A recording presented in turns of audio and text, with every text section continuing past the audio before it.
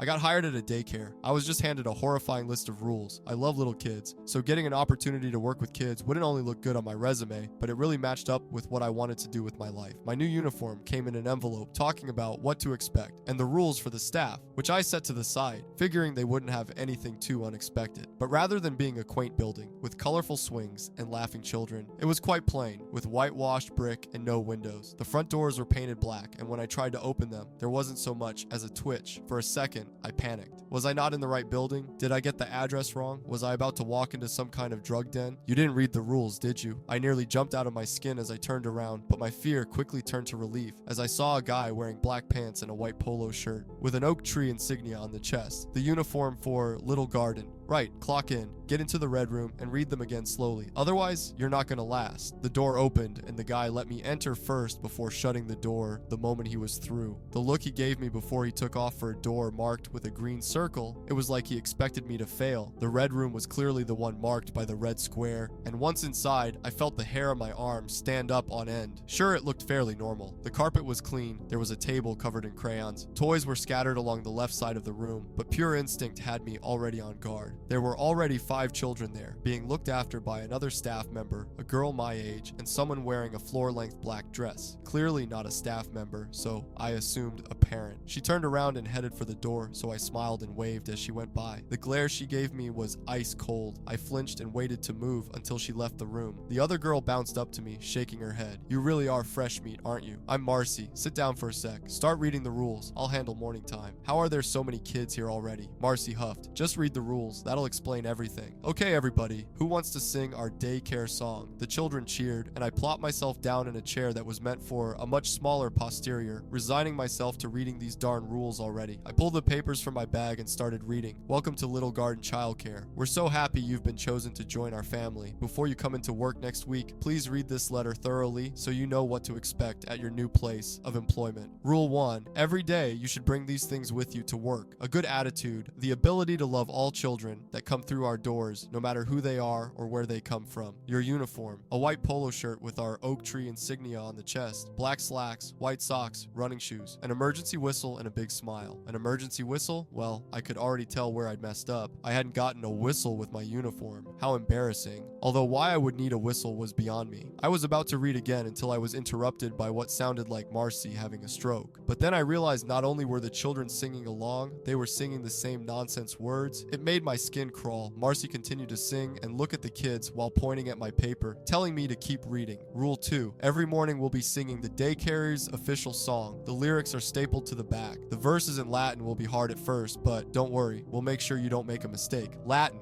An upper-class fancy daycare might teach that, but one like this, it just seemed so out of place. I kept reading, glancing up now and again. 3. The night staff are not to be disturbed outside an emergency. If you need to summon them, the whistle will not be enough. Leave the room and open the metal panel on the wall. Press the black button inside for 5 seconds. A member of the night staff will be with you in just a moment. The night staff? Had that been the woman in the black dress? The song ended, and the kids started talking. About 3 of them immediately started this make-believe game with toy dinosaurs. While the others went for the dollhouse, Marcy looked up at me and mouthed, "Keep reading."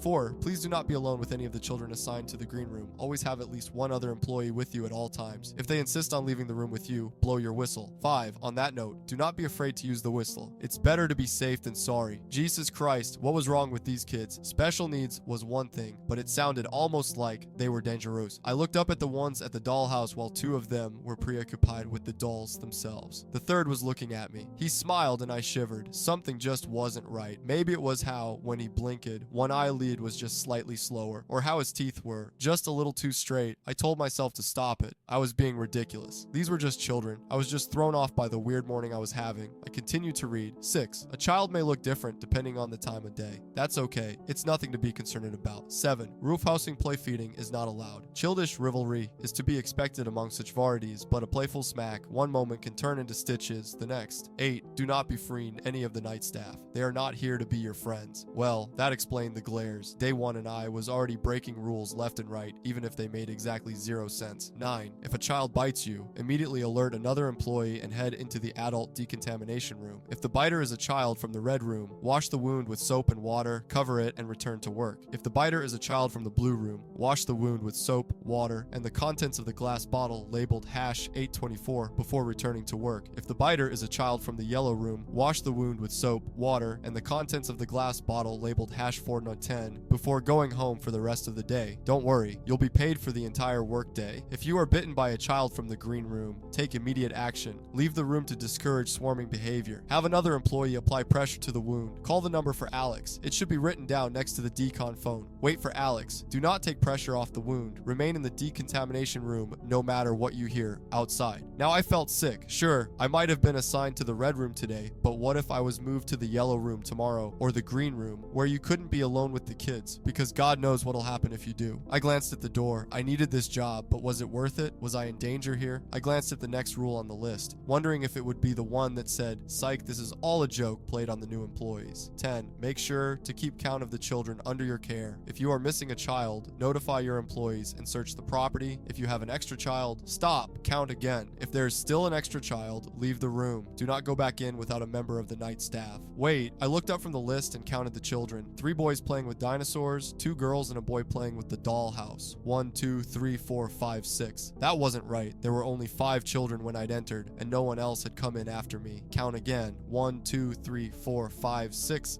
Marcy, I tried getting her attention, but she, quite literally, just waved me off as she was focused on tying the shoe of one of the dinosaur playing boys. Well, the rules were rules. Breaking into a sprint, I barreled my way out the door, looking for a metal panel on the wall. I ran to it and ripped it open. I smashed my thumb against the black button and waited. I didn't hear her approach, but when I turned around, there was the woman I'd seen before. She towered over me, her blank eyes staring down at me. Then I heard a voice. Her voice, but she didn't appear to move. What is the emergency? I swallowed. There's 6 kids in the red room now. There was only 5 when I went in. I stammered. The woman glanced at the room. Still expressionless, she seemed to glide to the door, entering without making a single sound. Minutes ticked by. It was nearly half an hour when the woman exited, 5 children following obediently behind her. I noticed the boy that was getting his shoe tied by Marcy was nowhere to be seen, and neither was Marcy. Where is she? I asked. The woman sighed. She miscounted. It was a costly mistake. Remember Rule 0. Rule 0? Why would there be a Rule 0? She handed me back my list of rules. I'd left it behind on the kids' table. Without thinking, as the night staff herded the children away, I looked at the paper and saw it was hidden in the margins of the paper. 0 messes will happen. The janitor's closet will have everything you need to handle cleanup, from Clorox wipes to a biological waste incinerator to take care of any messes made throughout the day. My heart dropped. I was worried about Mars. Where was she now? Was she okay? I opened at the door just slightly, and I almost threw up. I think the night guard wants me to clean up the mess in there. Clean up whatever happened to Marcy.